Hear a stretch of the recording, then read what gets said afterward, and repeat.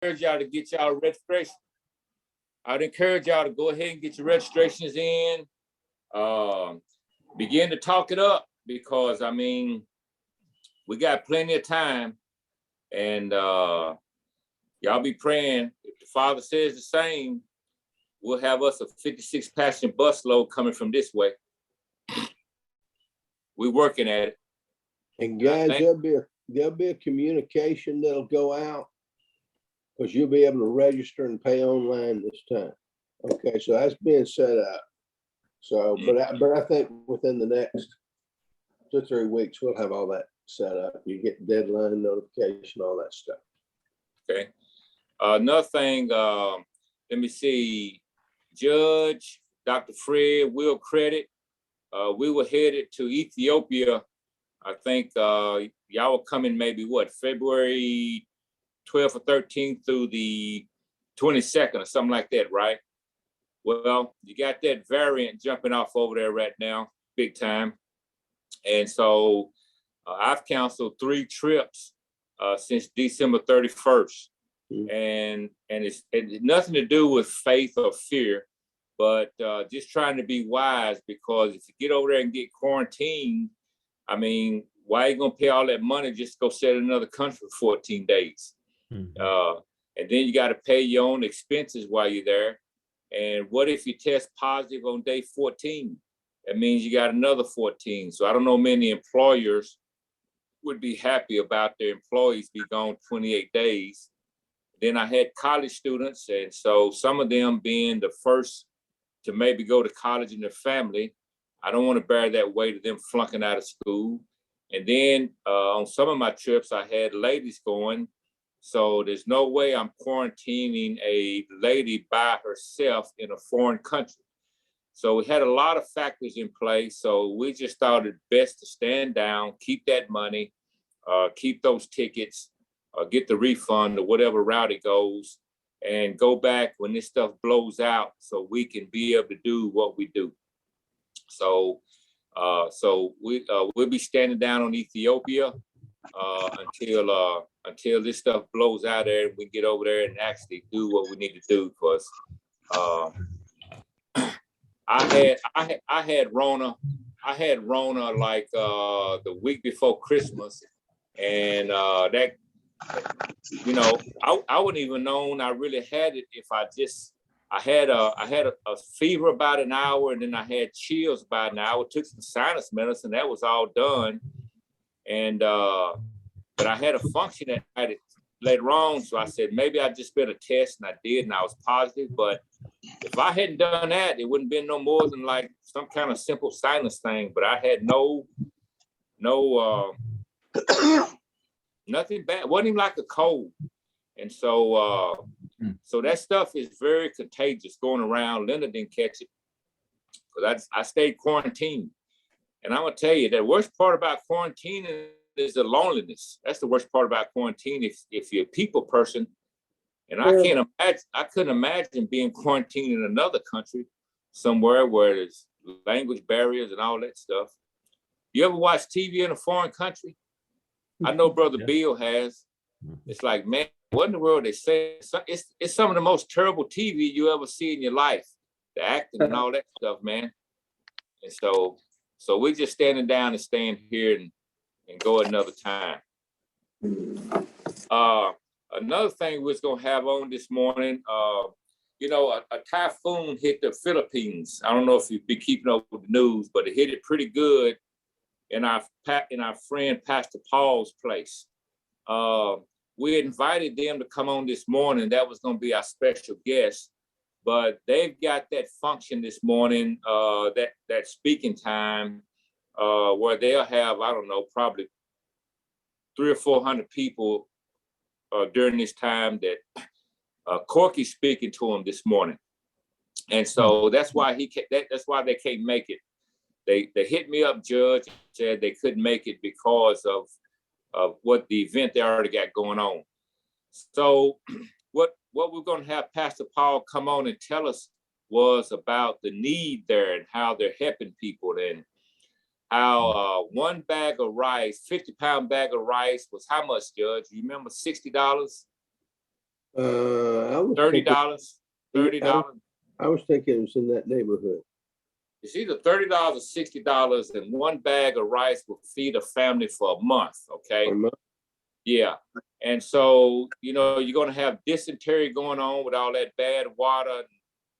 And there's a lot of, Pastor Paul's talking about the smell of the dead bodies that are floating around. And he talked about one of his pastors was out helping people during that time and took a rope and tied 2 people to a container, which kept them from being floated out into the ocean and dying in this thing. So they're gonna need malaria medicine, you know, with all the mosquitoes coming up during this time and stuff. And so just want to put before you men, all it takes is going to like a Wells Fargo and Corky Judge may have it. There's a deposit account you can do with a number and get that money over to him. And I wanted to say that because I didn't want to wait a week for him to come back next week because there's too many people needing help over there. We've already sent them some money through Icon Ministries, and every little bit of help, I don't care if it's one bag of rice or whatever, but every man on this call has means. If you skip a Starbucks, skip a meal, skip a golf club, skip buying a new gun, you know, just every one of us has means. And I guarantee you this, that if it was one of us or our town and we told Pastor Paul and that group about it, they would be scraping up every single little peso they could find over there as a believing community to get it to us. And if that means their family just had one bowl of rice between them and they could send us one, they would do that. That's the kind of people they are. So here's an opportunity for us to help our brothers and sisters in the body of Christ who are having a difficult time right now. And so if you just communicate with Judge how much you want to get over there to him, Judge will let you know how to get that done. And so let me see a show of hands. How many of us can do something? How many of us are and will do something to help out? Let me see your hand on the screen. Just get some accountability here. All right. Very good. Thank you. So Judge, put your information in the chat box there or whatever. And Judge, you got pictures? I'll get it out. I hadn't got it from Corky yet. I'm going through my stuff. But I'll get it. Now I did talk, you know, I do have a communication with Kat over there. Yeah, well, go ahead. Go straight through Kat, Judge. Yeah, I can do that. But Corky's got the US information on how to get it through do it at Wells Fargo. Yeah. Everybody got to go ahead. No, I was just saying that's the one I want really, because I sent a little money over there a number of months ago, but I had to go to the bank and wire it. And that's pretty, that's, you know, it's going to take some time and some, so y'all may not have that, but I'll try to get y'all a quicker way to make some. But you didn't do it through Corky's number, right? No, I did not. This was what Kat gave me. Well, Corky's number is as simple as going to the bank and depositing a check. That's just with a deposit slip and their number on there. It's just that simple. Gotcha. And so everybody got a Wells Fargo bank in your town or some kind of Wells Fargo, right? I don't know. There's not a Wells Fargo bank in the state of Louisiana. The closest one is there's one in East Texas. There are Wells Fargo advisors, which are not their bank, but they're security advisors, you know, financial consultants where you make investments. And I think you can go through them. Can you not just get somebody's routing number and account number and ACH them from your account? I'll get all that for you. But if not, you can send it to me at Icon Ministries. You can send it to me at Icon Ministries, and you can make it out to Icon Ministries, and I'll get it there and just Perfect. put in the memo, Philippines disaster relief or something like that, and we'll get it there to them. That's perfect. Soup, Okay. do you have Venmo? Can we cut it to you by credit card, that kind of thing? Man, Prefer check? we got PayPal. Our ministry has PayPal. Well, I'll do that. You go online. You can go online at Icon EIKON Ministries plural. Icon Ministries EIKON Ministries plural at let me see, iconministries.org. iconministries.org. Somebody can put that in the chat. Icon Ministries, the ministries is plural.org, and just go to donate, go to the PayPal thing and work it from there. And you can put in there Philippines disaster relief, and I can get it there immediately. And you can get your deduction.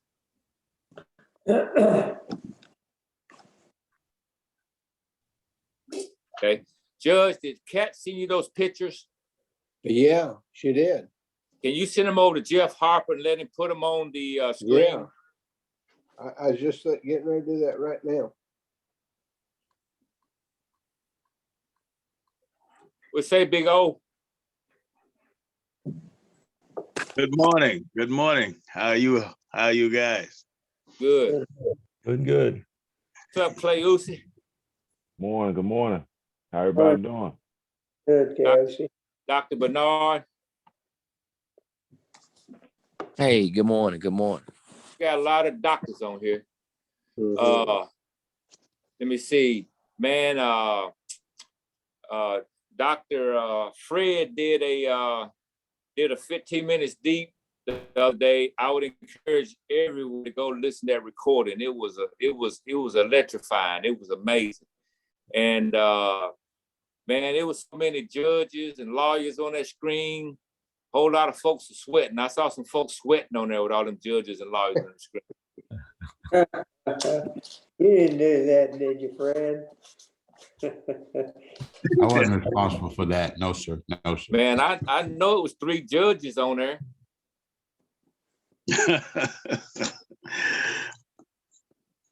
Oh,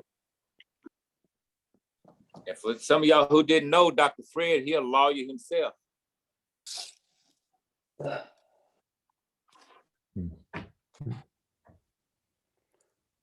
We lawyered up. Tell you. We got your back. We got your back. He's the advocate. He's the advocate. Mm-hmm. So did somebody put that out there for me? I think so. I think Will put it out there. All right, good. All right. So now I turn it over to the honorary K.U.C. Donald. All right. Well, Happy New Year, man. Always looking forward to gathering with you guys. Miss you guys, miss this group. But always excited to bring in the new year with a group of men like yourself. Some mighty warriors out there. I'm looking at this screen. It's an awesome group. Something going on with your speaker. You on a microphone? You on something? Hold on, let me see.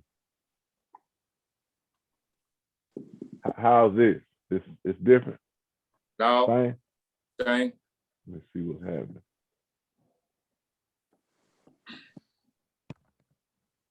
How about now? Great. Yep. Okay. All right, there we go. Well, yeah, Happy New Year, man. Man, great to bring in this new year with you mighty warriors out there. Happy New Year. Yeah, looking forward to it. So yeah, we'll kick it off. So I'm excited about all that we got going on. I look forward to supporting Pastor Paul as you guys are. So yeah, let's make sure we kick in. They call it the kick in fun, in the hood. So we're gonna kick in. Yeah. Hey, Case, do we want to let Jeff Harper show a few of these pictures before we take off? Oh yeah, he got them ready. Yes, sir. You got them ready, Jeff Harper? You muted, I think. Wayne, have you sent them to me?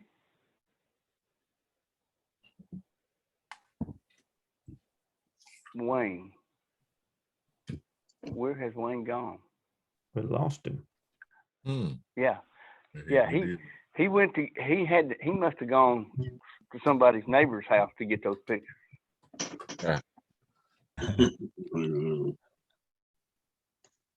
So as soon as I get them, Soup, I'll post them. But All right, give me your email address. Jay Harper Okay, hold on. at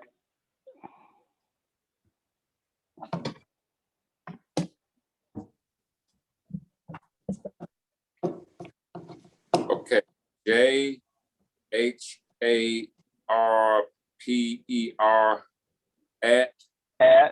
at Inquaseek, INQ INQ UIS UIS EEK.com. Good gracious alive, man. I'm sorry. What can I say? Inquaseek. That's right. All right, they on the way. All right. Sounds great.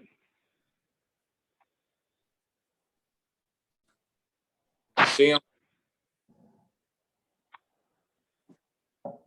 I got some from Wayne too, just seeing. There you got. We doubled you down. Well,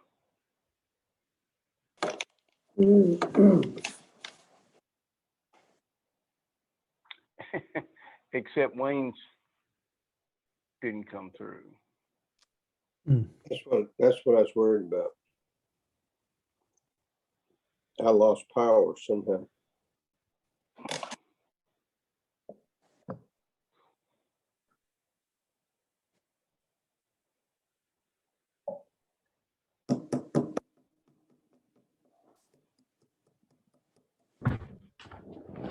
Okay, mine went through to that email. I hope it's right. Yeah, I got them.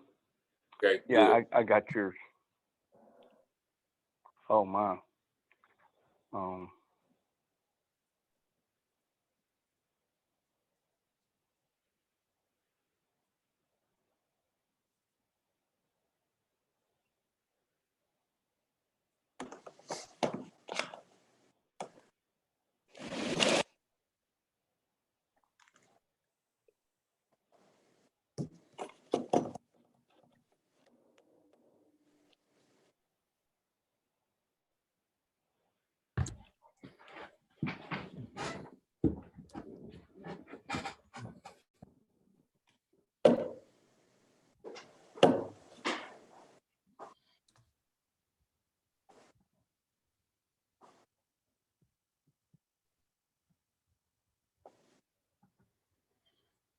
We got Hassan on here. I don't know if y'all know, but that's K-Us's brother. Man. On the gentleman. He just joined the KAA team. He's going to be the director of KAA2 now. Wow, that's awesome. Congratulations. Yeah. Appreciate it. You'll see some of these guys this summer, Hassan. Oh yeah. Look forward to it. And he'll be at the Trotman conference. That's awesome. Hassan, so you're Cayuse's brother. Yes, sir. If you take him on a trip, you either let him go first or you go after him through immigration, because they're gonna pull him over and take him to the back room every time, just about. I learned that firsthand. Hassan, who's older, you or Kayusi? Cayuse is older, 3 years. Yeah, I call him my big brother in the faith, man. About 1999, 2000, he came home talking about he got saved. I was looking at him like, hey, we were in vacation Bible school together and got dipped when we were kids. What you mean saved? So, yeah. Definitely. Son, my nephew just moved to your hometown. Oh, did he? Yeah, he was staying in Memphis. What's the name of your church? Fellowship Memphis. Fellas, Yeah, I'm moving on though. I'm a part of KA family now, so you won't be at that church anymore? No, I won't be there anymore. Okay. Well, I tell them to join another church then. Yeah. Okay.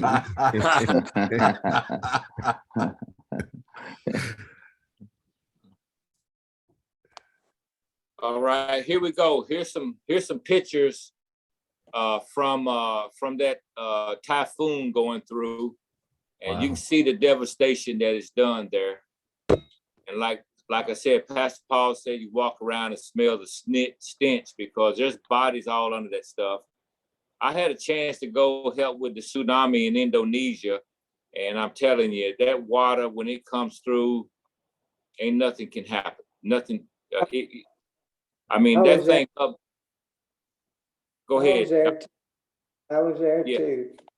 I mean, and then after that tsunami. That thing would uproot palm trees. That water's so powerful. And them palm trees are down in there. Man. And so this is what's happening over there. This is what Pastor Paul is looking at.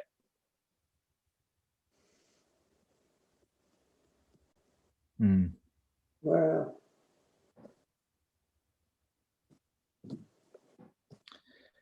Hey, Soup. I'm on your. Look at this one. Look at this right here, y'all. Wow. Look at that. Wow. Wow. Is there any way we could get those pictures sent to us on our email? Yeah. Yeah, I can send them to you. Yeah, send those Andrew, was to that? me. Okay, who is that? This is Larry Watkins. Larry. Okay, Larry. Well, I'm gonna put them on the group me. Yeah, I gotta get on that. I don't know what that is. What is the group me name? It's an app that you can. No, I know what get group me on is, but what's the name? North Do y'all have Louisiana. What? It should You have say to be invited. Oh, okay. We can do that. Wayne can do that. Wayne. All you got to do is Google troublemaker in Fayetteville, and Larry Watkins' name will pop up, and just send it to that one. Larry, if you send me your contact info, I probably have it. All right. I just sent it to him. Here's what I'm gonna do. Tuesday morning, I'm gonna show this. We do something every Tuesday morning that kind of like Downline does, but a missions moment. And I'll put this before our men, and then I'll tag Icon Ministries in it, and then we can have those dudes send money that way. Okay. I just sent it to you, Larry. You ought to have it. Okay. Great. Hey, if you want on that group me, if you want to be in a group me, just let me know. Send me your contact info and I'll put you in there. Yeah. Hey, bro, Jeff, did you go all the way down? Yeah, I took it down. No, so go I all the way could send it down. out. I seen that you go all the way down past the pictures. Okay.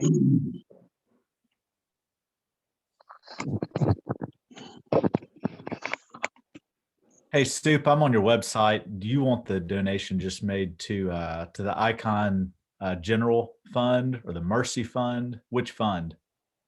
Just make it to the general and just tag it. Okay, got it. Thanks. And at a place you can tag it. Let's see.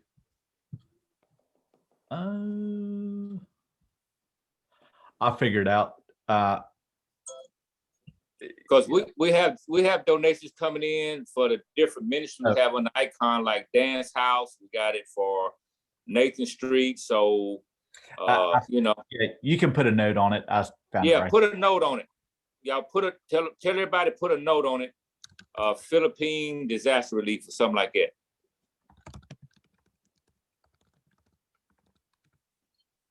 Soup, is this what you want me to show?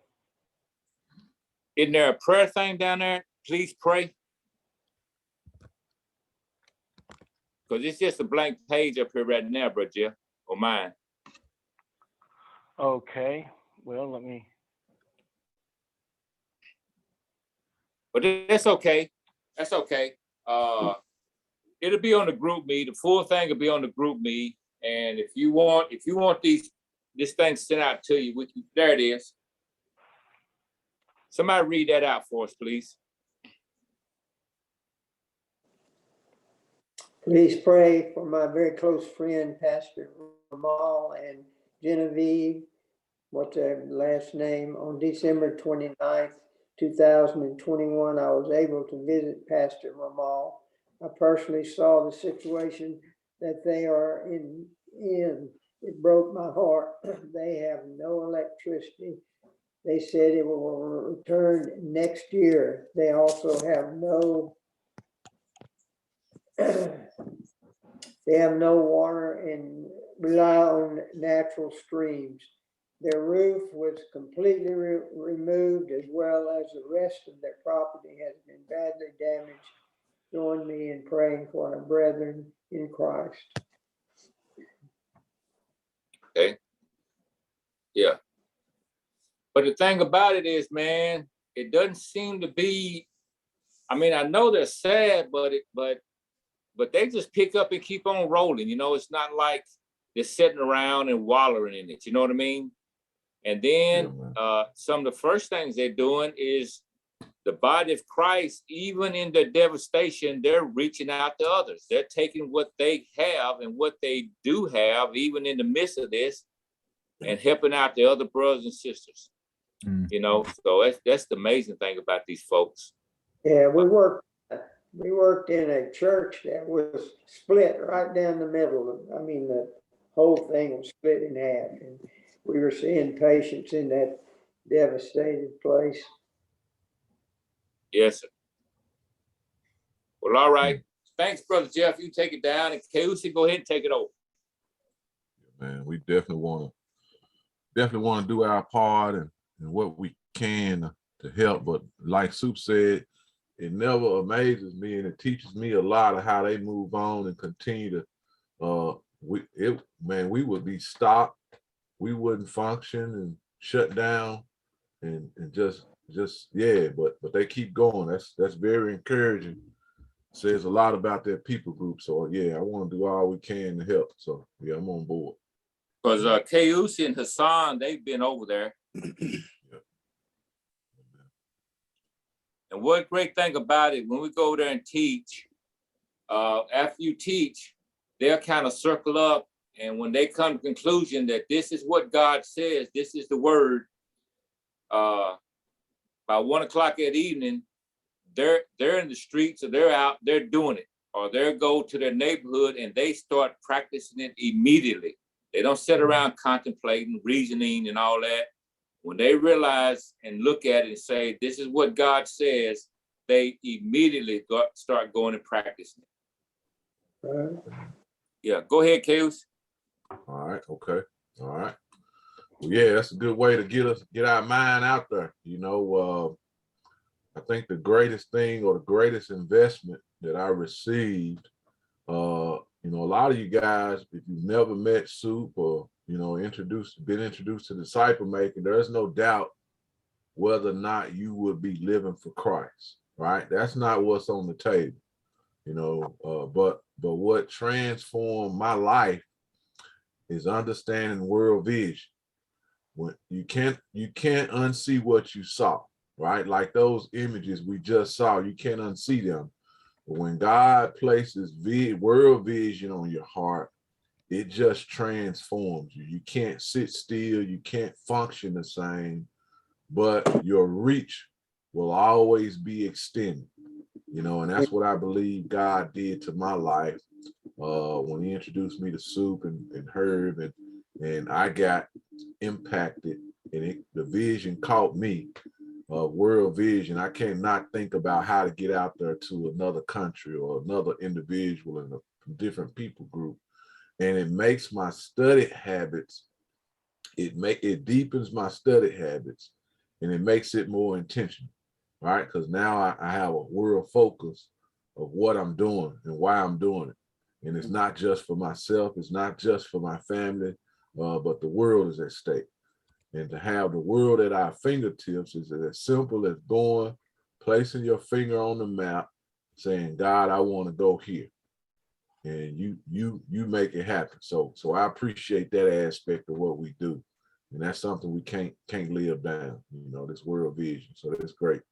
Appreciate you kicking us off that way. And we'll be praying for that people group. A lot of suffering, as he mentioned, one of the things that stands out is like Paul was mentioning about the smell.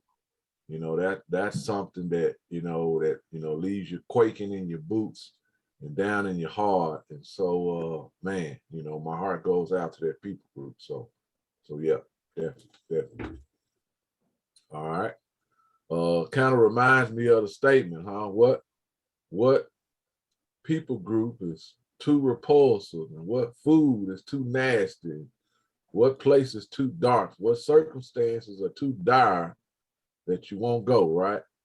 Get God's gospel out there. So yeah, that inspires me.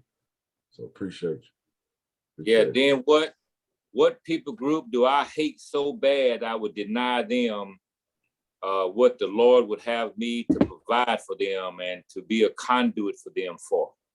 Yeah, man. Go ahead. Yeah, man. All right. So as you guys know, I need to kind of figure out where we headed. I know we're still walking through Luke 6:40. We kind of winding down a little bit. I don't know if we can ever wind down, but it's good to get our minds wrapped around our next, subject, our next topic, our next project, or whatever we want to call it. And I know Andrew, you're walking us through. What point did you leave off of, Andrew? Good morning. I left off on point 3. Okay.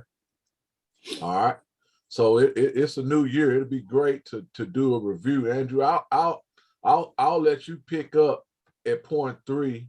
I'll walk the group through a quick review, just introducing us into our text, and then I'll hand it back over to you for the alley-oop and finish. All right. Okay. Okay. Are you on a time constraint this morning? Same. Well, I am, only in that the gremlins will start getting up in about 20 minutes or so. Okay. But I'm happy to go until I'm holding so many kids in my hand that interrupts everything else. But it's a joy to teach, so I'll go as long as I can. Okay. All right. Okay.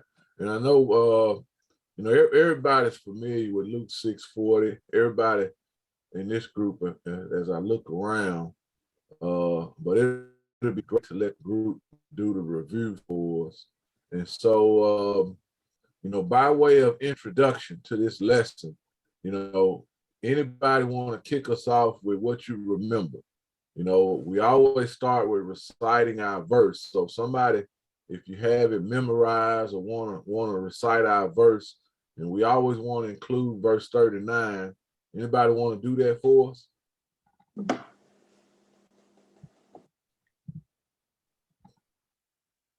Yeah, I'll go. All right. Luke 6:9. He told this parable: can the blind lead the blind? Will they not both fall into a pit?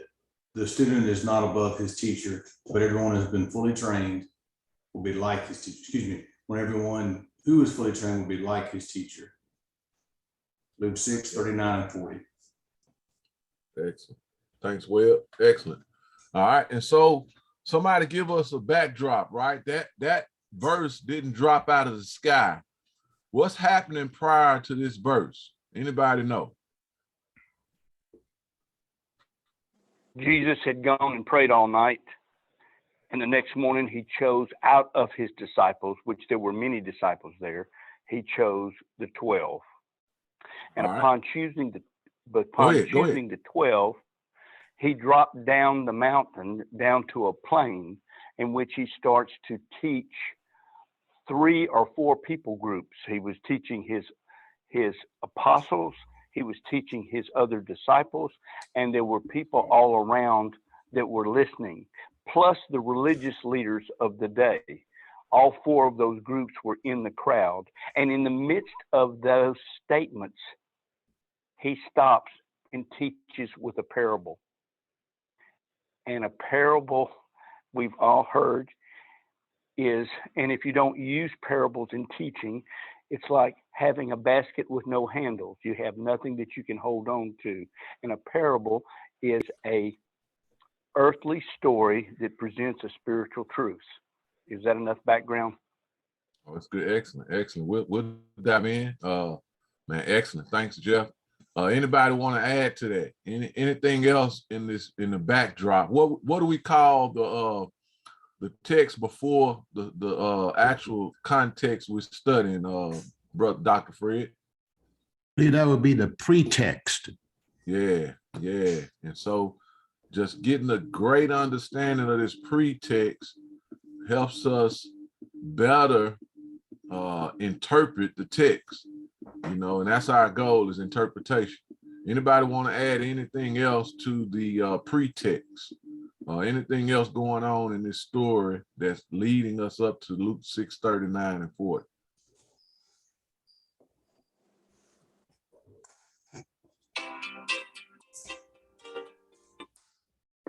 There should be some discussion about, but I think that'll be in the review, is that he was at a time and place where rabbis were the means in which disciples learned, and that at this point in time, this is very similar to the Beatitudes, which is the Sermon on the Mount. And the reason why it could be it's very similar is that it was thought that he taught lessons like this. Most of his disciples heard these basic teachings over 500 times during their walk with Christ in the 3 years. Okay. Excellent. All right. And that's great. I'm also asking is, how could you connect to an audience that you're introducing a new truth to? Like, so there's an audience that has familiarity with this pretext. What way would you connect? How could you connect the audience to this pretext that you're actually trying to introduce new truth in Luke 6:39?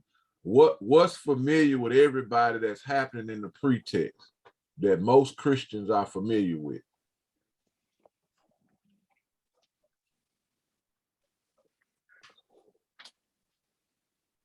What's happening in verse?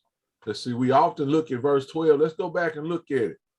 We look at verse 12, but what happens in verse 20 beyond leading up to verse 39? The sermon of the Beatitudes. Yes. Well, yes. and also turned his gaze. That's what I was going to say. Yeah, he turned his gaze to his disciples. Yeah. Yes, he turned his gaze to his disciples. Excellent. And then he began to speak something that we've heard a lot in church, in our spiritual journey. Also, is that Beatitudes, right? So that's a way to get your audience connected to your new truth, the introduction of your new truth. Everybody in a Christian circle that's been in church for more than 4 to 5 years have probably heard somebody talk about the Beatitudes, or they've probably heard it taught. And so this is phenomenal for me. I kind of went back and listened to our old recordings over our break, right? And one of the things that always captivates me, now I'm teaching this thing and I'm listening to the recording and I'm recaptivated listening to the recording, because it's a truth that connects me to this lesson every time. And the amount of times we've heard the Beatitudes taught, the amazing thing is nobody ever brought out this next truth, and it was a continuation. So one of the important things that I feel is important for us to highlight is this was one continued, they call discourse. This was Jesus speaking to a group. When he started teaching the Beatitudes, he did not stop until he passed Luke 6:40. And that's important. That's a way to connect our audience to this truth, right? This is one continued discourse, one continued lesson. So all of our Christian life, we've been taught the Beatitudes, but nobody ever pointed out Luke 30, 39, and 40. And the way it reads to me, again, and I tried to unread it this way, but the way it reads to me, there's a climax, because he taught the Beatitudes and he kind of walked us through that familiarity about, you know, the blessings and the woes of the Pharisees or the religious leaders. And then all of a sudden in the middle of that, he places this parable. Mhm. And that's important because 1/3 of a rabbi's teachings were in parables.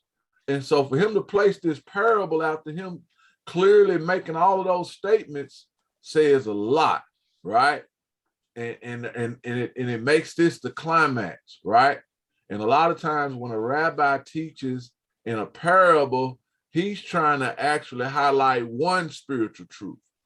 We often break it down so much, we exhaust it, and we bring out 4 or 5 spiritual truths and we connect them to a passage. We have 3 to 6 points, right? That's standard. But a rabbi in this particular culture usually was trying to highlight one spiritual truth. And as I circled this and restudied this, this is the conclusion. This is what I see, his one spiritual truth that he was actually trying to highlight, although there are other things that's revealed because it's implied. We're not Jewish, so there was some things that was implied into the cultural, of the people in this cultural background that goes over our heads, so we got to bring it out. But it was a way of life for them. But this one spiritual truth that he was trying to convey that I see had everything to do with what true leadership looks like. To me, that's the spiritual truth, and we hadn't really discussed that. And I feel like it's important for us to bring that out. So once again, you guys may say, well, where do you get that from, Kay? But I've looked at it. He was trying to curve the newly formed disciples in this relationship to guide their hearts and minds around what true leadership looks like. And he was doing it in a reproductive, multiplicative way, because that's go ahead, Sue. Couple of things you brought out, Casey, just done made my heart jump big time right here. One thing is when you said that a rabbi would highlight and bring out one spiritual truth, and everything is just built around highlighting. It's almost like everything like a picture frame, right? Like if I took a picture of Hassan and I wanted to highlight Hassan, what color background would I have on that frame behind him? A black one or a white one? White. Yeah. White. Yeah, because a black one, he just fade in there. But a white background would bring him to the forefront and highlight him because he's dark, he's black, he's dark, right? Yeah, man. So it seems as if the rabbi would have one basic spiritual point and everything around it would be like that black background that highlights that main truth. But what we have today, many times in our presentation of truth, we'll have 6 totally different points that don't even build back into the main truth. They just almost like a train that keeps moving on in a direction and never builds back to the main truth. Excellent. Yes. So no wonder nobody walks out of a teaching setting with anything that no handles on their basket. Yes. Yes. And you can explain the handle on the basket thing, Case. All right. So Rabbi Ben Akiva, who kind of led a Jewish movement in the late 1st century, early 2nd century culture, but Rabbi Ben Akiva is actually the one who led the movement to write down the oral Torah, and now it's called the Mission, right? And he did a lot of other things, you know, but he was often noted for this famous quote about the importance of parables. And he stated that a parable is like a teaching. He said a teaching without a parable is like a basket with no handles. You have nothing to grab hold to and draw unto yourself. Being a kiva, AKAVI, a kiva. Okay. All right. But we don't give people no handles to draw the truth to themselves. Now, the next thing you brought out, Case, that made my heart just jump big time was when you said he was teaching them, hold on, let me pull up my notes right here, what true leadership looks like. Yeah, now, in our context, when we hear the word, what something looks like, that's pretty much where we leave it. Yeah. If I can see what it looks like, I'm good. I saw what I needed to see. I'm illuminated, that kind of thing. But it seems like that when they say, or in the context of what we're studying and what you're saying is, when we say what it looks like, we're actually saying, what is the Holocaust? What is the Holocaust? In other words, what's the Holocaust, Judge?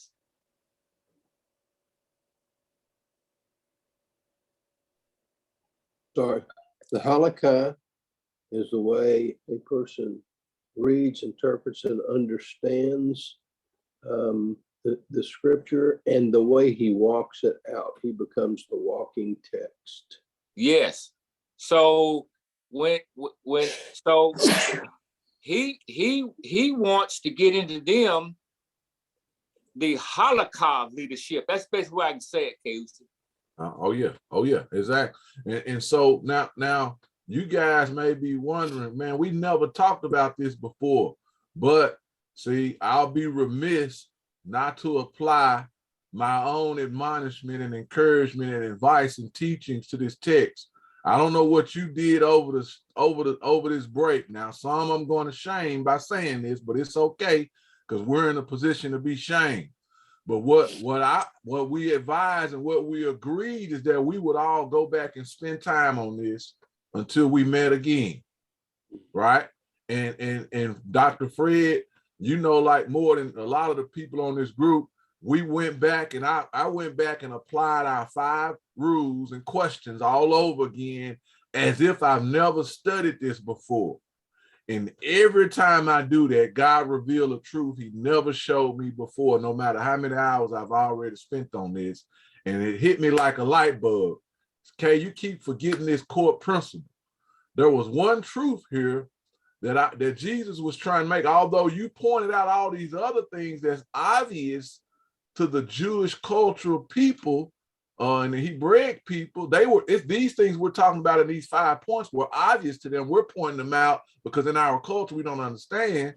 But God kept saying, "Okay, what's the truth? Jesus is what is this one spiritual truth?" And it takes me back to the pretext. So I looked at verse 12, but I also had to go back to verse 1. And I want us to do that this morning, right? I want us to read into it because I want you to be able to see how leadership is this one spiritual truth Jesus is trying to convey through this earthly story. I don't want you to take my word for it. I want us to draw the same discovery and conclusion. So let's go back and read verses chapter 6, verse 1 through 11. Somebody do that for us. I'll do it. New American Standard Version, chapter 6 of the book of Luke, 1 through 11. Now it came about that on a certain Sabbath, he was passing through some grain fields, and his disciples were picking and eating the heads of grain, rubbing them in their hands. But some of the Pharisees said, "Why do you do what is not lawful on the Sabbath?" And Jesus answering them said, Have you not even read what David did when he was hungry? He and those who were with him, how he entered the house of God and took and ate the consecrated bread, which is not lawful for any to eat except the priest alone, and gave it to his companions. And he was saying to them, the Son of Man is Lord of the Sabbath. Verse 6. Let's pause for a moment. Mhm. Now, this is what we've done, which ruin our perception. We've made these verses so spiritual, we can't see the earthly truth in them. That's what we've done, because when I've heard this, and it has been taught, it's been read, we always focus on this last verse. Jesus being the Lord of the Sabbath, the Son of Man. So we only look at his deity, and we erase the fact that he had a hypostatic union. He was 100% man and 100% God, but everything he did on earth, he did as man. Matter of fact, he did it in the position of leadership as rabbi. And we forget about that. So if we don't look with the right perception of seeing him as this rabbi, and what was a rabbi? He was one who was going to lead another person to be like him. The rabbis were the spiritual leaders of this particular people group. The Pharisees were another set of leadership. So we got to identify that. And why didn't the Pharisees go back and address the disciples? Because they went to their leader. Because in life, in their culture, the leader was modeling something in this with me time that the disciples were supposed to model and be like. The goal was for them to adopt his character, his knowledge, and his wisdom. So he was leading them. So they didn't go to the disciples, they went to the leader and they questioned the leader. And Jesus gave an example about another leader. Have you not heard what David did when he led his people and he offered them the consecrated bread? It was in a position of leadership. So we got to remember that. But we often look and say, oh, this was all about him being Lord of the Sabbath. We say he did it because he was Lord. That's not what's happening. He did it because he was able to interpret the Torah, and its interpretation said this was allowable. As a human being, in his knowledge and wisdom and understanding God's interpretation of Torah, he led his disciples to interpret this way. My interpretations allows us to do this. It had nothing to do with him lording his lordship over everything, saying, because I'm God, I can do whatever I want. Then that means you and I have no example to follow. Now they got this saying, so I missed my opportunity. But in our culture right now, when somebody says something like that, they just step back and say truth. Some of y'all know what I'm talking about. Y'all heard that, right? Young folks just say truth and they move on. Any comments on that? Truth. Yeah, man. Yeah, people are not processing things deep enough, and the teachers aren't taking things deep enough, and they're going too widespread with the multiple points, which is very difficult for anybody to follow. Yeah. And So, and would not the disciples, they didn't come to these conclusions that they should be eating the heads of the grain as they walked through the grain fields. They had enough knowledge to know that if they were going to follow what was the teaching of the day, they would not have done that. So doesn't this first few verses of chapter 6 imply that he already, in a halakha setting, had already explained to them what he's trying to teach now the Pharisees? you know it. You better believe his disciples said, Rabbi, why do we do this? You better believe they asked, and you better believe. Did he not say, have you not read? This was his reply. He spoke to the Pharisees, have you not read? So now we're talking about language a rabbi speaks in. So he's calling on the soup, what is it called? It's missing my mind. What's that? The rabbinical communication. Remez. Remez, yeah. So he's using Remez right here. Have you not read? So a rabbi uses a question to another rabbi to drive that particular rabbi to the text to resolve it. And then Keusi, what is that when he says, when a rabbi says to another rabbi, like he would say to the Pharisees, once again, it's so important to know their background. How long and how often did the Pharisees study the word of God, or another rabbi? Oh, so 23 out of 24 hours a day. Go ahead. Oh yeah. We're talking about so that was their lifestyle, right? They didn't have TV, Facebook, television, telephone, internet. Man, their pastime, their favorite pastime was looking at the word of God. So when that rabbi asked another rabbi or Pharisee, have you not read? That would be me, like me asking Judge, do you know what a stop sign is? Yeah, man. Now here he is, a doctorate of the law, a judge, and I asked him something like that. What I'm saying is, with all your studying background, in other words, what Jesus, what they would have saw is, do you have a Bible? Do you have a Bible? That's kind of like yeah, man. Hey, what was the word you said that when a rabbi does that to another rabbi? What do you call that? Remissed or what? Remez. How you spell that? All right, let me see. I think it's R-E-M.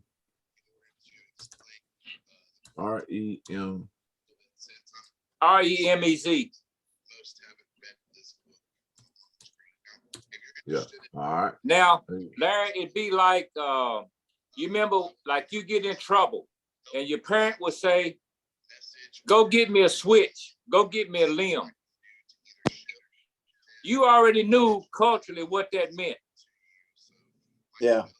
They wasn't gonna hang it on the wall. They didn't want it to, to swat flies. You knew you was getting ready to get tore up.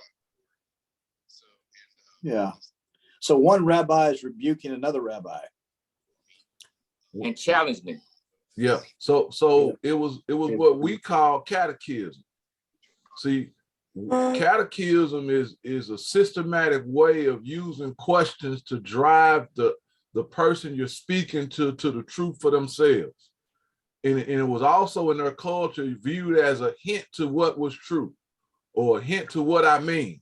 So I asked you a question in a question meaning an acquisitive way that leads a hint to the actual answer that I want to say. Instead of giving you the answer, I give you a question that leads to a hint that drives you to the text, because you should be as intelligent as I am to know this truth.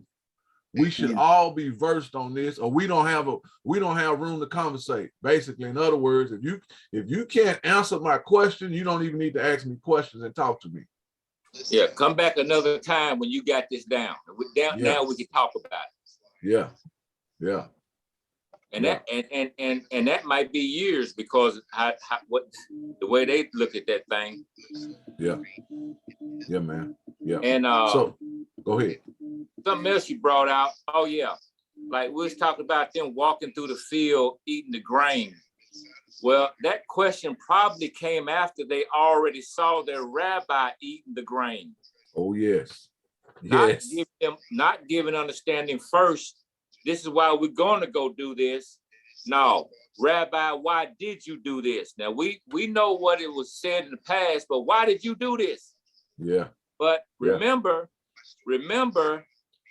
the disciple in their culture, number one goal was to be like the rabbi. So they probably asked the question after they were already shucking it and eating it themselves. There you go. So I wonder if Jesus was, as he was walking and doing that, saw the Pharisees over there and said, oh, I got something going on now.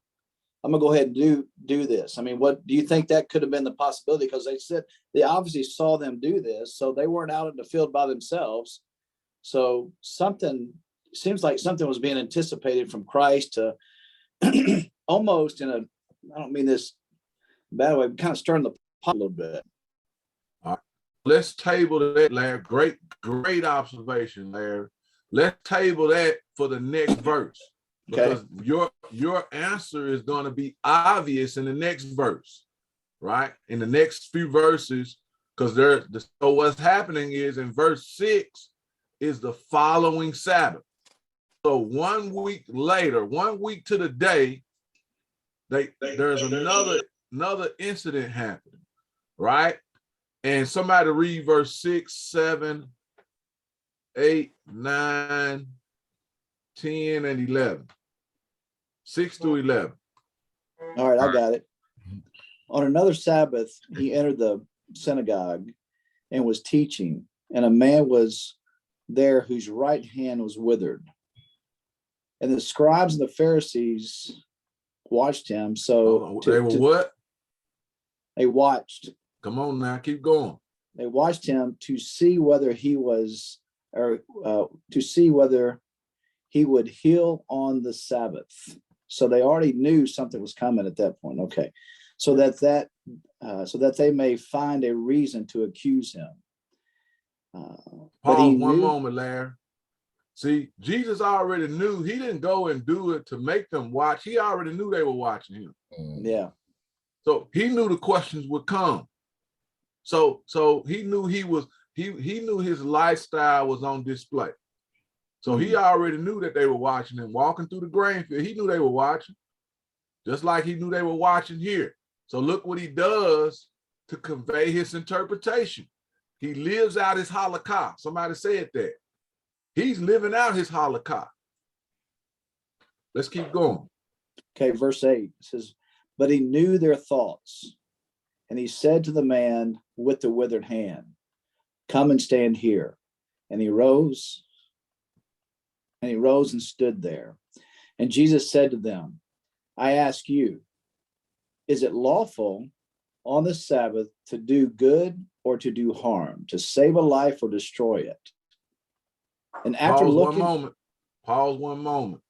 He actually made a statement. We don't realize what he's saying right here. He actually just gave a yoke. See, the entire audience knew he was speaking about a yoke right here. Soup, would you mind explaining to us what a yoke is? Yes, sir. And I started with this. We all follow or have a yoke, and that's a yoke was the doctrinal line that a rabbi followed. That was their doctrinal line, what they taught their disciples, and pretty much how they interpreted the scriptures and walked it. But it was the doctrinal line of a rabbi. Yeah. So and if you got any more to add to that, case, go ahead. No, that's excellent. So right here, he just stated a doctrine, and they knew it. So this there's two views or contrast or dichotomies in a doctrine. Your doctrine either led to that you would say life over law or law over life. And so here he's making a statement about the two doctrinal lines that most rabbis followed in their culture. And here he says, is it lawful to do good or to do harm? And he says it in a different way. Is it to save a life or destroy a life? Basically, he's saying, what's your yoke? But see, guess what? The yoke of a Pharisees was life over law.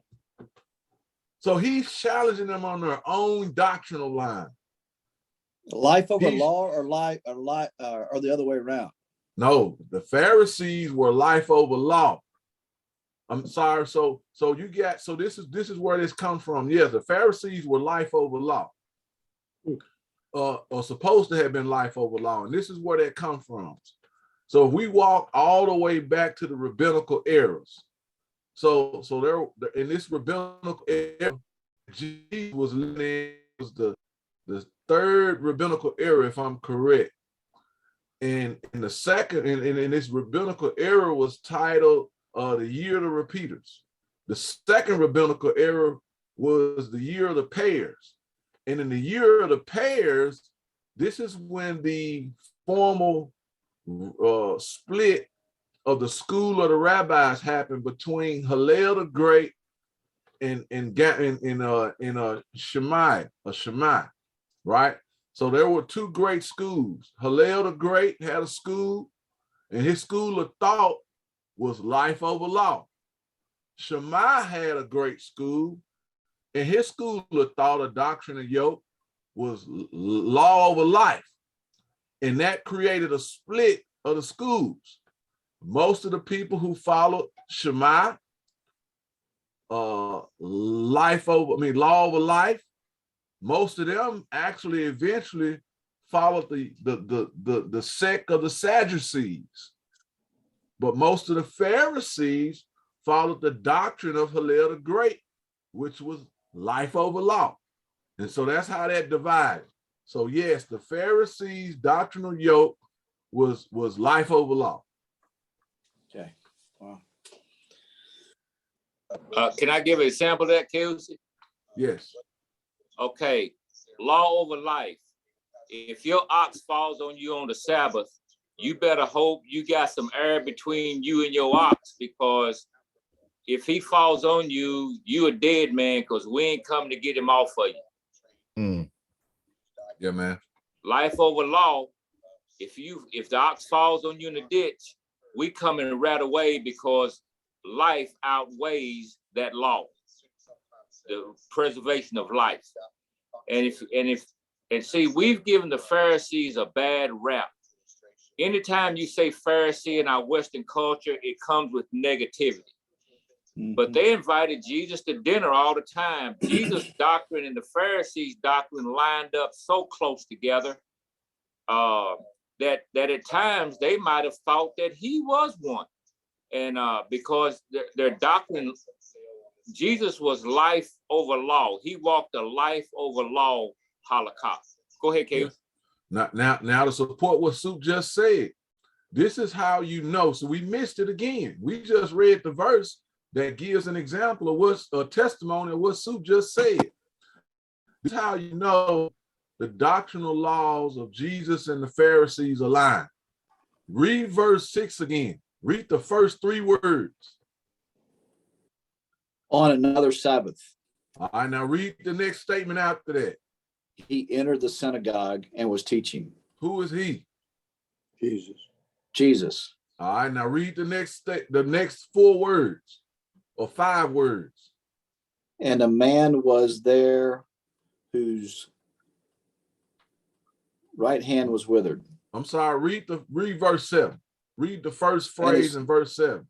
Okay. And the scribes and the Pharisees watched him. All right, so we don't understand the context because we missed it. So here it is. It's a Sabbath. Jesus is in the synagogue teaching. What religious group or what religious leadership or religious sect at this time? I'm sorry, what sect, because they don't say religious, what sect of Judaism is over the synagogue worship? Does anybody know? All right, all right, Pharisee, great job. Thanks, Jeff. All right, so let me give us a history lesson. So exile happened. The first temple was destroyed. 586 BC, I believe. First temple was destroyed. All right. The nation of Israel goes into captivity, to exile. Assyrians first, then the Babylonians. They destroy the temple. All right. And so who leads temple service, temple worship? Who's responsible for leading the temple service, temple worship? All right. We got to go back to Leviticus. See, we got to brush up. We out of touch. What sect or what people group or what what tribe was responsible for Levites. temple work? There you go. Come Levites. on now. The Levites. And who were the Levites? What were they titled? The roles, their positions. Priest. Come on now. There we go. There we got to get the cobwebs off our memories. There we go. Now, see, now we can think. See, we missed it. So the Levites were the priests. They led temple worship. But what happened during the exile is the temples were destroyed. So they were out of a responsibility and a job. And actually, most of them were carried out to exile and captivity. You know how we know? Because of Daniel, because of Ezra, because of Nehemiah. Ezra was a priest. Ezra's formal responsibility was to lead temple worship, but he had been carried over to exile along with the rest of his tribe and bloodline. All right. So now what's happening in the remnant? There's a people group or a remnant of people that's left behind from the exile. And guess what? This people still has a heart to serve and love God. They want to pray, they want to worship, and they want to study God's word. So you know what happened during this time? There weren't any Levites to lead temple worship, and there was no temple. So during the exile, what happened was a group of common people came together and said, we still have a heart for God and a heart for Torah. And because the temple is destroyed, we want to worship God and we want to understand and read Torah and live it out. So they began to formulate these prayer groups called Bet Knesset. Don't ask me to spell it. K-I-N something. All right. Bet Knesset. Bet means house of. All right. Knesset means worship and prayer. And that's where our word synagogue was formulated from. So they developed these synagogues, houses of prayer, places of assemblies of worship. And the common people led the synagogues, and they eventually called them Pharisees. This is when the rise of the Pharisees happened. This is when the sect of the Pharisees was formed during the exile. And they began to gain influence. Come on, Jeff. Is this evangelical layman? Is that what you're talking about? Is evangelical layman zealous men outside the cloth that are hungry to serve God and they pursue him, and in so order they become Pharisees? I apologize. I am ignorant of the interpretation of the definition, so I can't say whether or not that is it, because that's the first time I've actually heard that explanation.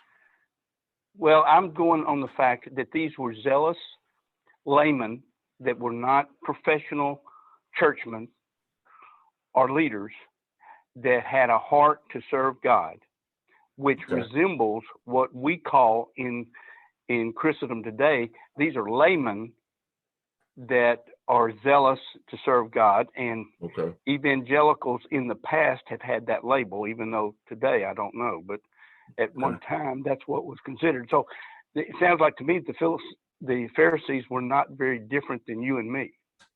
No, they weren't. Exactly. So that does parallel. So that's what happened.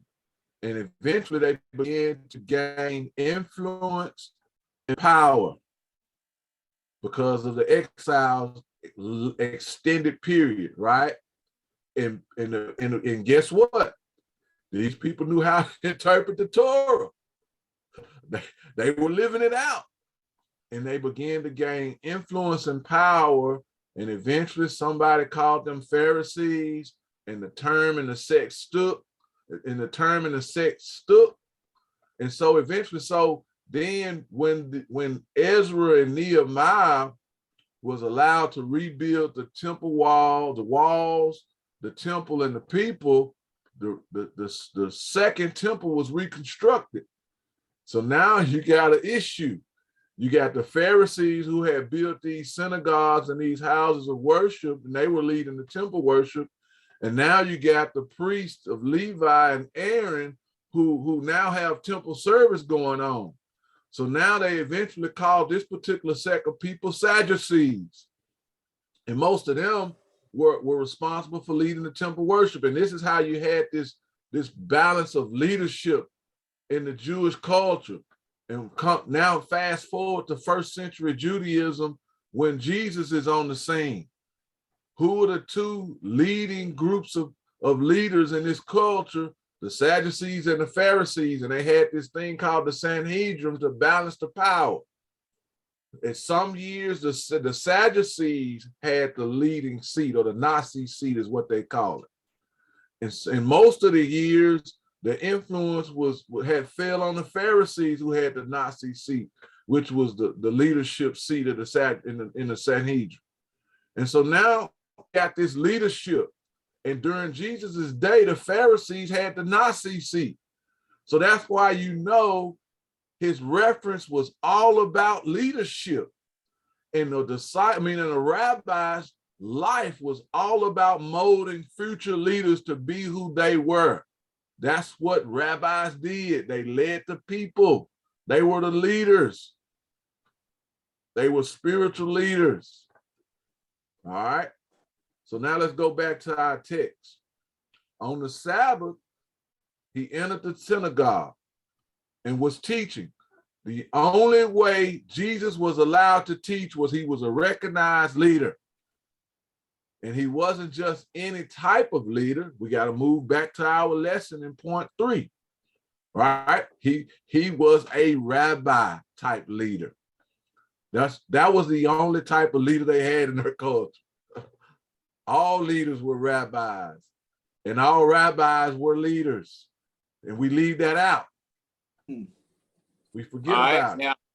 Now let's go back and address Brother Jeff's question in the light of this. Do our evangelical laymen look like this? So when we talk about evangelical laymen today, it'd be like when you hunt a deer, what do you use? What do you use to hunt a deer? What's one of the most powerful ones you use to hunt a deer with? What do y'all use? What do you use, Judge? I shoot a 243.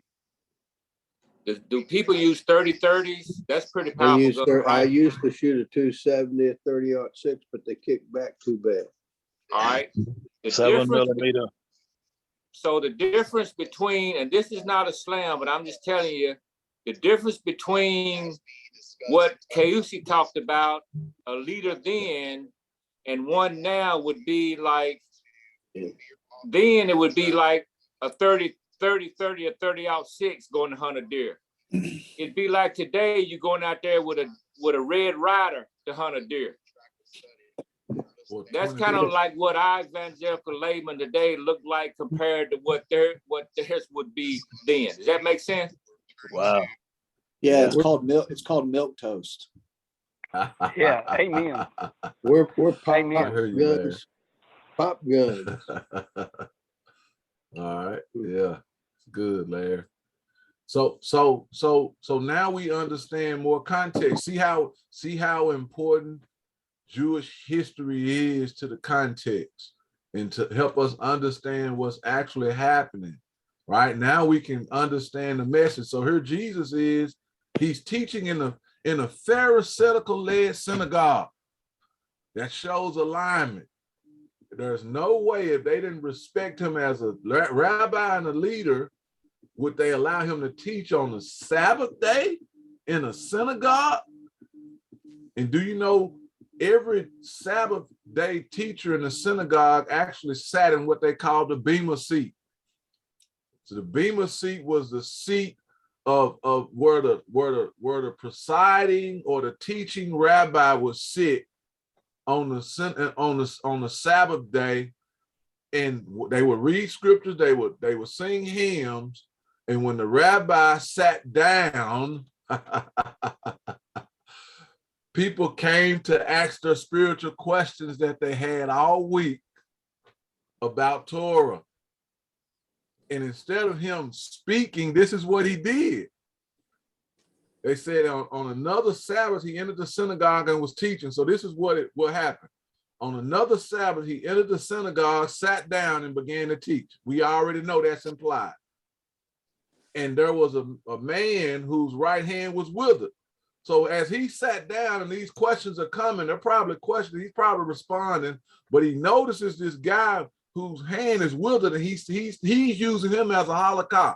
Here's a real life halakha and an allegory he's going to live out in front of them. So he calls the guy to him on this bema seat. And the scribes and Pharisees are watching. So the gospel writer, who was Luke, used eyewitness testimony and Hebrew resource literature writings to formulate this particular gospel. All right. And so he's probably talking to an eyewitness who was there, who described how the Pharisees were present and observed this. And so he's dictating this in his historical account of the life and teachings of Jesus. And the Pharisees and scribes are watching. Why? Because they're the leaders of the synagogue. Of course they're there. They're the ones who appointed him to teach that day. So of course they are there. And he says, he called them closer. So let's pick up in verse 7 and read verse 7 and 8. It says that the scribes and Pharisees watched him to see whether he would heal on the Sabbath, so that they might find a reason to accuse him. So the eyewitness testimonies knew what the Pharisees were trying to do with Jesus. Keep reading. But he knew their thoughts. And he said to the man with the withered hand, "Come and stand here." And he rose and stood there. And Jesus said to him, keep going. Yeah, there you go. I ask you, is it lawful on the Sabbath to do good or to do harm, to save a life or destroy it? So pause. Well, once again, the doctrinal yoke is being stated in front of this because they already knew in the synagogue what doctrinal yoke that the Pharisees aligned with. So he's highlighting this.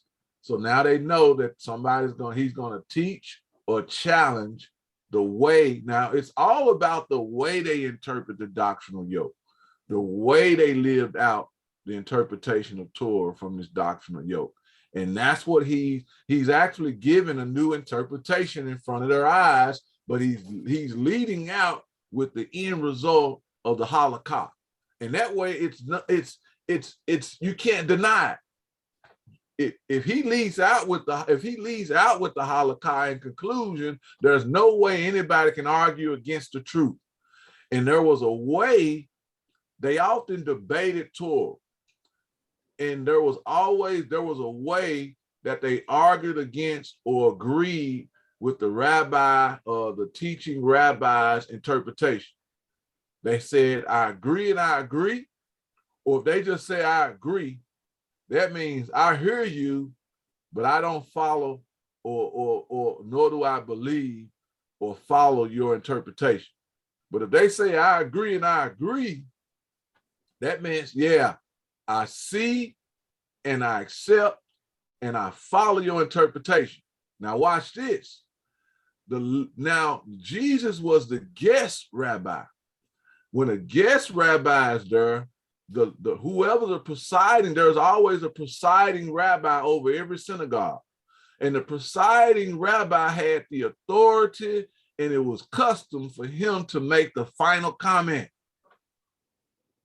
Because we didn't see a final comment, it says that presiding rabbi couldn't argue against, and in his silence told the entire audience he had to accept it. He had to agree with it. Because there was silence, it shows us in their culture that presiding rabbi could not argue against Jesus' presented truth. And that's why he led out with the halakha. Who's going to be able to argue against a living example of interpretation? So now we know what's happening here. But it's all about leadership. Yeah, and this next, are you going to go on to the next verse now yet? Yes, sir. Please do. Here's what I love, though, about this. Jesus asked a question and created a moment. And at this moment, he threw out that question. You can almost, it's deafening to a certain degree, it seems like. And this is another sign of a good leader. He's able to, like it says here, and after looking around at them. So there's a moment of a pause there. he makes the question or gives a question, then he stops and there's a pause, looking around them. I underline that because I think that's a sign of a good leader too, because he's reading the crowd, he's seeing it, he's letting what he just said sink in just a minute before he makes kind of a pronunciation or proclaiming that. He says, so, and after looking around them, all he said to them, looking around at them, all he said to him, so wait a minute. And after looking around at them, all he said to him, stretch out your hand. And he did so, and his hand was restored. Larry, let me explain. So there's another Jewish custom happening here, which is the explanation for the pause, which is the explanation of why Jesus looked around at them. It's customary for the guest teacher to pause and make room and allow the presiding teacher to give a response. So he was waiting. It was his custom. It was dishonorable for him not to. Okay. Because it was the right of the presiding teacher to respond. And silence said the presiding teacher had no response, and he had to agree and allow him to move forward. I'd like to ask us a question right here, Dr. Keusi. Come on now. You dock one, you dock them all, right? Yeah, you confused me for a minute. I was looking for that question or response to go to somebody else. I hear you. Okay, so in our environments of teaching and learning, how often is that environment done through questions? Little. I mean, and they were masters of questions. Well, and then in our question asking, how many times do we make our question in a statement? Often. We disguise our questions in statements, and which we try to disguise our question in absolute statements, because many times we're fearful of what question may come in response of our question. And then their questions were based on information they already knew. Many times our questions are asked to silence a person, to keep them from asking us another question. Yeah, man. Yeah, man. So, Mr. Campbell, are you basically saying that oftentimes we in our culture are just not teachable? We're not coming with the spirit of, I want to learn. We're coming posing, sharing a statement to instruct the teacher. I don't know. Is that what I'm hearing? Yeah, we kind of make a statement to keep another question from being asked to us that we think we may not have the answer to. Yes. And a lot of that is because of insecurity rather than humility, that I don't know this word. And once again, remember their culture, if their question, they answer the question with a question which led to another question for another answer. Yeah. So this is something. Go ahead, Sue. Go ahead. Based on what they knew, not based on trying to gather information. Yes. Yes. And so with that said, so you guys see how Soup and I often go back and forth, right? There's no ego, there's no offensiveness, you know, we're perfectly comfortable, right? This was common. The reason why there's a pause is because it was very common for a teaching rabbi sitting in the bema seat to ask a question and another rabbi pick up and begin teaching. And it would often go back and forth. This was customary. It's new to us. It was common to them. And so those rabbis often went back and forth. Somebody else may take over in a response and may have the majority of the teaching time because their interpretation and response was more in depth, more accurate, more on point, but it was common. So how important is culture? Something we try to dismiss, but it's important. I remember one time coming back, we were riding, and I had Jerry Clower on the radio. I was playing Jerry Clower. Now, me and my nephew, we from the country, we rolling at these jokes. I had a city boy in the back. He couldn't laugh at nothing. He had no relationship to that culture or the culture aspects of what Jerry Clower was talking about. So he couldn't even participate in the laughter that me and my nephew was having. And he was sitting there going, man, y'all laughing at that. I don't understand not one thing that man was saying.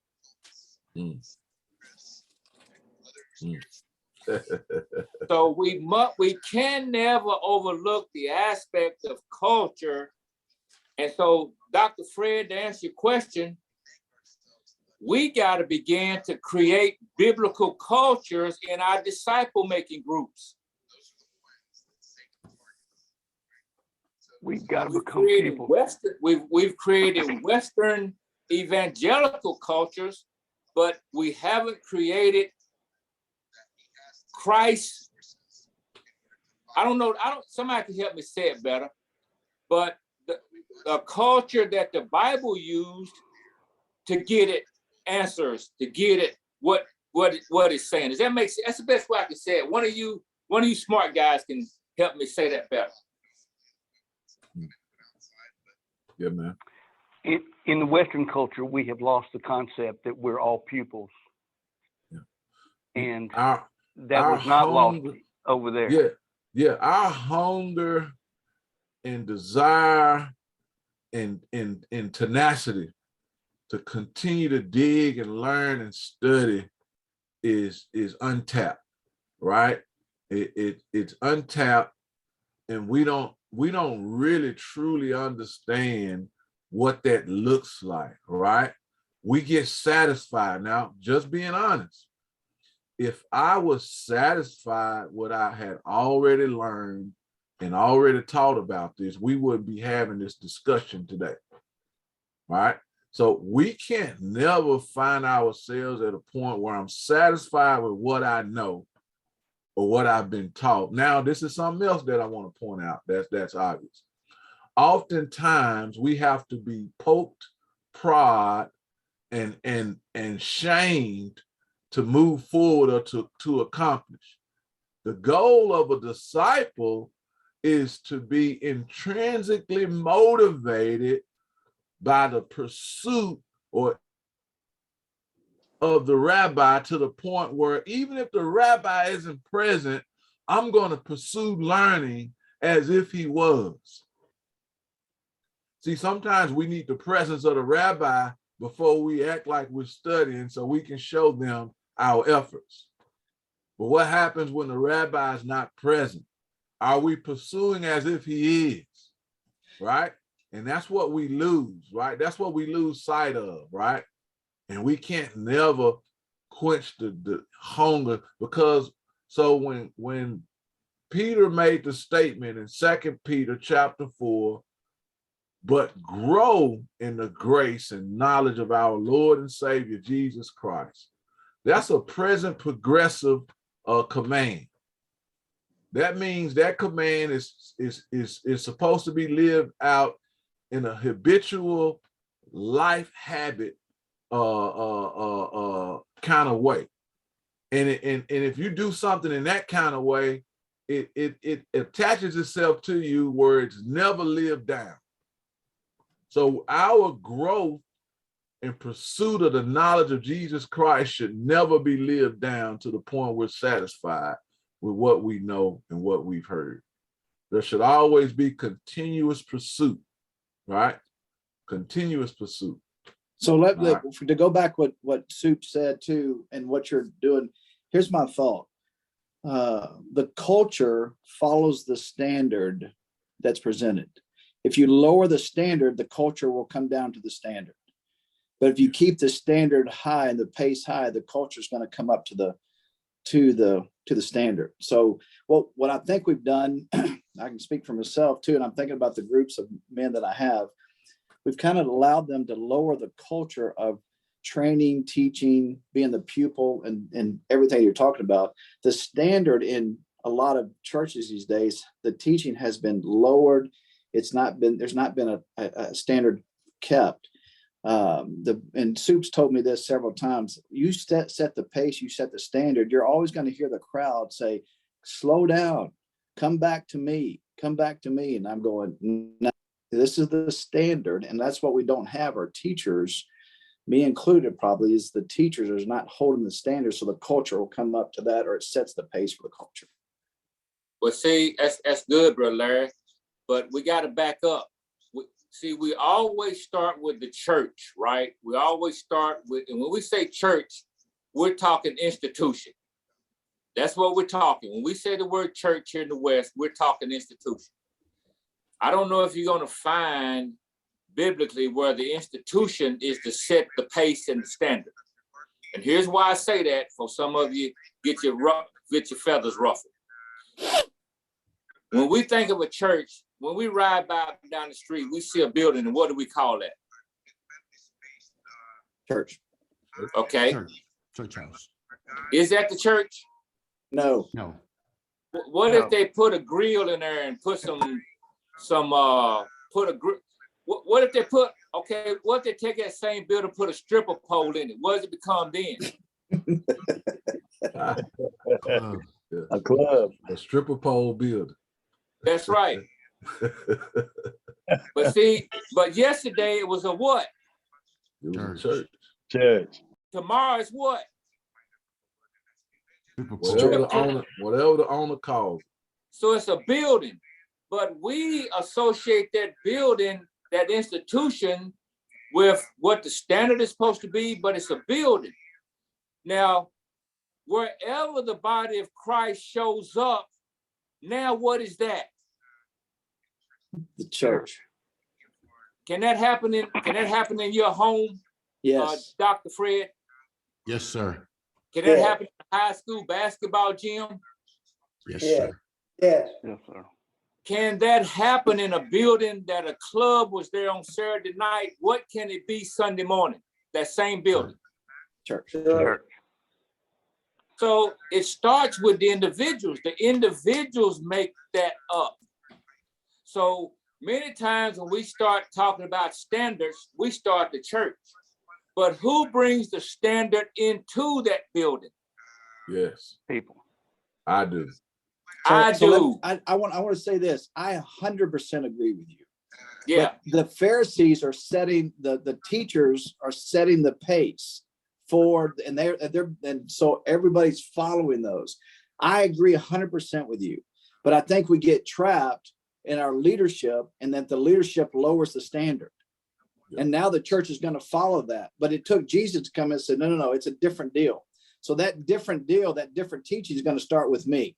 It's going to start with the guys I disciple. So that's the mindset that I wanted to project here, other than not trying to slam the church. It's more or less the leadership. So yeah, do I start there? Yeah. Because I think there's... Okay. Let's go back. Kayushi started us out and said, this whole passage is about leadership. Were the disciples church leadership? Say that again. Oh, The disciples following Jesus, were they church leadership? no, sir. No.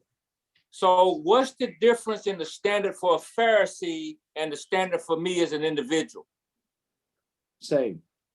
Nothing. So once again, we start categorizing leadership. Yeah. Yeah. And so we got in Timothy, you got the standard for an elder. Is that standard any different from any man who's a Christ follower? No. Yeah. So once again, we try to categorize leadership, but he's talking to every single Christ follower here. Okay. I got it. Yeah, man. Hey, unfortunately, man, I've got to roll. I've got a group of men waiting on me at 7:05, so I got to roll. Okay, appreciate your questions. And Larry, as you roll off, what Soup was trying to highlight is every leader has to take personal responsibility to the standard, and it has to be individualized, because that's what Jesus is doing. He's carving out the standard. He's carving out the standard, but every leader has to take personal responsibility, and then the standard will change. So yeah, but appreciate your comments. All right, brother. All right. Mm-hmm. And see, when like a pastor come to your house, right? Then many times we're not careful, a pastor, church leadership will come to your house. You will step back and give them sole, total authority in your house, in front of your wife, in front of your kids. The Bible says you're the high priest of your household. Amen. Yeah. Yeah, that's good. So what you just said to your family, your wife, is this man is a better, a higher, a more authoritative leader than I am. But I'm not capable. Or he has a higher standard of leadership than I do. Yeah, man. That ain't biblical. Yeah, man. Yeah. That's right. Yeah, man. All right. So here we are. Verse 10 again. And after looking around at them all, he said to them, stretch out your hand. And he did so, and his hand was restored. But they themselves were filled with rage and discussed together what they might do to Jesus. This is why the rage happened. The rage happened because what Jesus did, remember, normally you conclude with the Holocaust. He laid out with a Holocaust. And it was the way to live out the precepts, the interpretations, and the laws and the commands and the teachings of God in everyday life. And what happened here, see, Jesus gave new interpretation without saying, but I say. He gave new interpretation through a Holocaust, and it infuriated them. Because here he is saying he has Smeeka in front of everybody, and we have no way of refuting it. We got to agree in silence because he made the crowd believe in him. He made the audience accept it by this example. Nobody can deny this miracle that happened. So that means nobody can deny the new interpretation of the law. And it infuriated them. But it was him setting the standard. Thank you for bringing that out, Sue. Here he is saying, okay, this is the interpretation. You've misunderstood how God interprets us utilizing the Sabbath. And for the second week in a row, it was about the interpretation of how God says we can conduct ourselves on the Sabbath day. And it was a leader's responsibility to set this example. And here Jesus is saying, you misinterpreted it. Well, and what he's saying is you don't even understand your own doctrinal law, life over law. You don't understand your doctrine precepts. Life over law it's implied even on the Sabbath. Because if not, then you would have to say, my doctrinal law is law over life. So that's why he started out with the question. All right. Is it lawful to do good or harm on the Sabbath?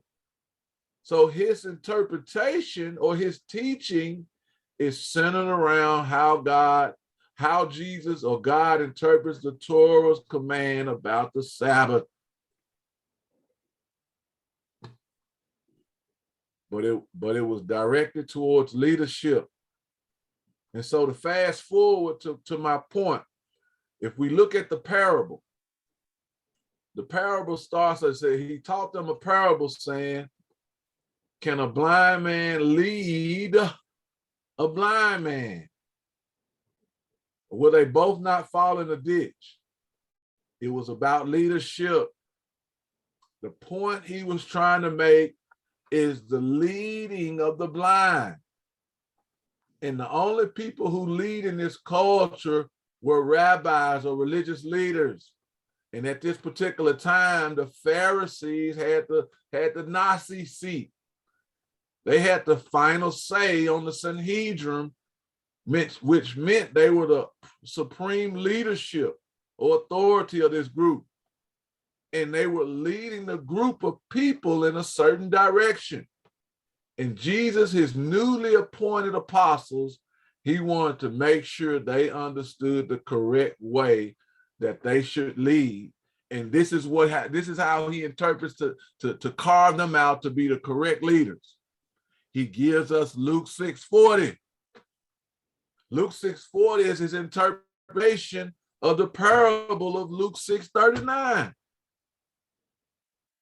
He gives us his interpretation of his parable immediately after in Luke 40. And this is what he says: to be the right leader, so you won't have to be a blind guide. He says you have to become the product of your teacher.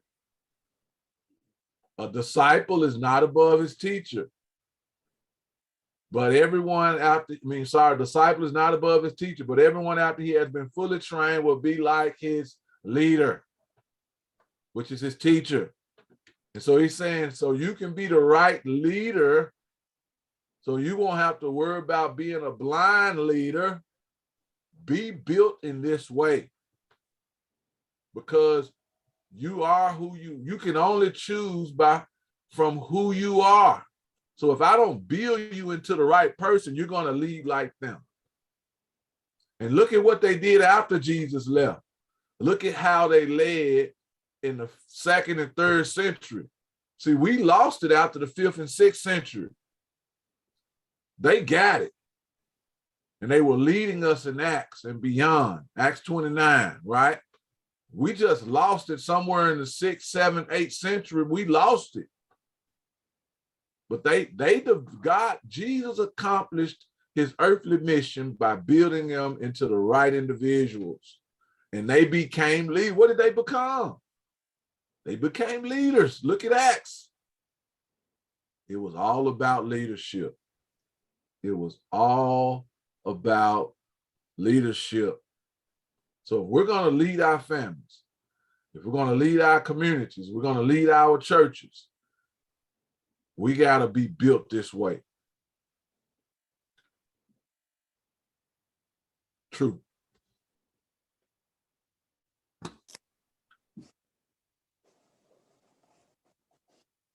We got about 6 minutes before our hearts are for any follow-up thoughts, questions, comments, rebuttals, objections. Yeah, I've got one. All right. Here's my thought. It says Jesus came in the fullness of time. And we know that now, based on what you've taught us, KUC, is that the fullness of time was a time period like no other, where you had rabbis that were walking out the text before sold out pupils that followed them. Yeah. So by that taking place, does that mean that cultural setting was not just a cultural setting, but a blueprint of the way Christendom should be multiplied? Yeah. And I agree with your philosophy, but I'm walking it out because it was not God's goal to carve out Christendom.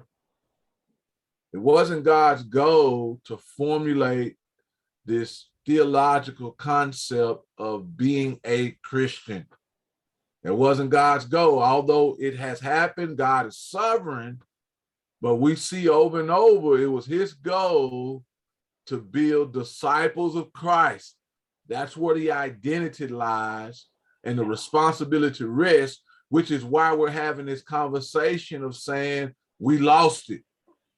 Because once we started to follow and trace out and carve out Christendom, we lose the meaning and the reproductive, multiplicative concept inside of the leaders. It's hidden inside of the disciples of Christ. So we got to go back to the roots in our identity to be who God created us to be and accomplish what God expects us to accomplish. And it's only going to happen through building and carving out these types of leaders. But we first have to become ourselves.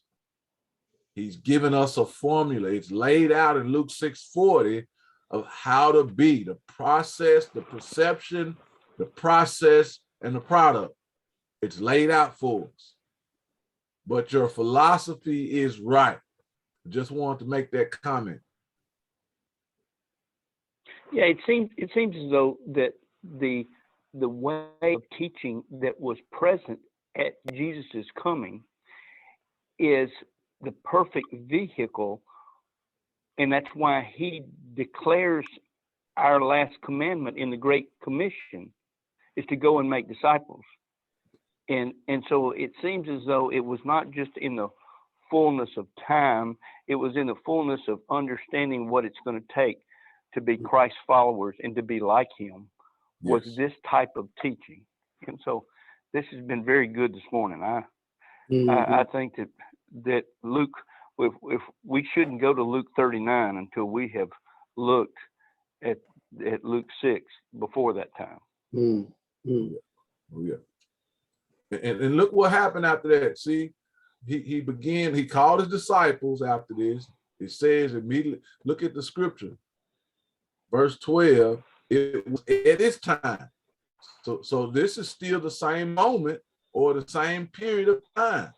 So on the second Sabbath, as we read in our conclusion, his discourse began. His statement began. It was at this time. So immediately after this Sabbath, whether it's the Sabbath, the dawn of the Sabbath or the next day, but immediately it was at this time, he went out to the mountain to pray. He spent the whole night in prayer to God. And when day came, he called his disciples to him and chose 12. So whatever group of disciples, whatever that number was, this immediately inspired him to pray to God. It was time for him to choose them, the 12. He did choose, and we see verse 20. He turned his gaze towards them and began to say, or we could say, from a rabbinical perspective, he began to teach. But he began to teach them the Beatitudes and the woes. See, the blessed is Ashrei. The opposite of Ashrei is what we see here in Luke when we get to the woes. You know, do not judge and all that. Woe to you, woe to you, woe to you, right? That's the opposite of this blessed or Ashrei. And he's teaching that.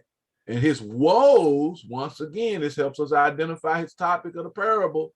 His woes are directed to the leadership. His woes are directed to the leadership. And he's carving out this new standard, or this right standard. I'm not going to say new. This right standard that they missed. They had good intentions, but they missed it. They missed it. And he's carving out the interpretation, or the correct interpretation. All right. So all this stuff is connected. See, to understand this passage, we got to understand the Sermon on the Mount, because they're so similar. And all this stuff happened over time. So everything I've said today, you know, God pieced this stuff together over a period of years, right? But it all circles back to understanding this truth. And now I'm able to connect the dots. You know, this truth I learned 7 years ago connects to the truth I learned 4 years ago, connects to the truth I learned 5 years ago, connect to the truth I learned last week, connect to the truth I learned last year and last month, and all that kind of stuff. And it makes sense. Everything should build on another. So that's where we say God's truth. Now y'all gonna throw rocks at me, and I know we passed our hard start. God's truth is not actually absolute. Jewish culture does not agree that God's truth is absolute. They say it's evolving. because we don't understand God's truth. If it was absolute, that means we have the complete comprehension of it. And no man is that wise. So truth is not absolute. Remember, we know in part, we prophecy in part. That's it, Judge. It's back in your hands. I'm a minute over. I'm in contempt. You did good, man. I appreciate it. And So, then you gonna say something? Yeah, real quick. Don't take the word absolute that Cayuse is using out of context. Don't see the way he's saying it. Don't sift it through your Western paradigm of what absolute means. Okay, you got to go back and look at it, what you mean in their culture, and basically, okay, like this passage that we've been studying for how long? Year. Well, 13 months. 13 months. Now, before this, how many times have we read it from an absolute perspective that we had down the total package of what this meant? Mm-hmm. I had. Me too. Yeah. But we've been, even today, we made some discoveries we hadn't talked about before. Right. So the truth keeps unveiling. It keeps revealing. Yes. It keeps Yes. illuminating. Yes. We'll never get to the bottom. Great way to say it. Not in our lifetime. So that's what he's talking about not being absolute. Yeah. Great way to say it. Am I correct in saying when you say not absolute, you're talking about our understanding? Yes. Yes. Yes. As opposed to what is written. Yes. Correct. That's Correct. absolute. Yeah. Correct. Correct. Yeah. And let me say it in a rabbinical way. Our interpretation, because we only interpret what we understand. I understand. Correct. See, that's it. That's that Judge stuff. He brought that out. That was good right there. That was good. Yes. Mm-hmm. All right. I don't know how much of that I understand, but I found out this week you just always have to be ready. Can I share real quick? Uh-huh. I went to see Judge's brother's my cardiologist, and I've got some additional cardiology problems. And I came out to my car, and there was this young black lady that was parked next to me. She was hysterical. And I asked her if I could pray with her, and I prayed with her, and she told me that she had to have a procedure done, and she had to have $300 in order to get it done. If she didn't get it done, she's going to lose her job. If she loses her job, they won't have enough to live. So I prayed with her, got her name, and something led me to contact a couple of guys in my discipleship group, and we met her and her husband that same afternoon and told them we had something from God. It was not from us. And we gave her $500. And she said she was still crying. She said, the Lord's not, I believe the Lord orchestrated this. And I said, I know he did. It's not us, it's God. And, you know, this is not the first time this has happened to me. And I'm just amazed how God works. Yes. Well, Dr. Matt, thanks for that testimony. And Amen. you go see whoever you need to see, cardiologist, whoever, get you a thoroughbred horse hormone shot, whatever you got to do. I got you a room for you and your son at KA this summer. So do whatever you got to do. You got me? Appreciate that. You just tell me when you're there. We'll be there. That's going to be good. Well, listen, guys, for those of you, some of you have been on here for a long time, some have a fairly recent. We have a hardish stop. We have a hard start, 5 a.m., and we have a hardish finish at 7 a.m. Now, we're going to be faithful as we can to that 7 a.m. And if you got to go and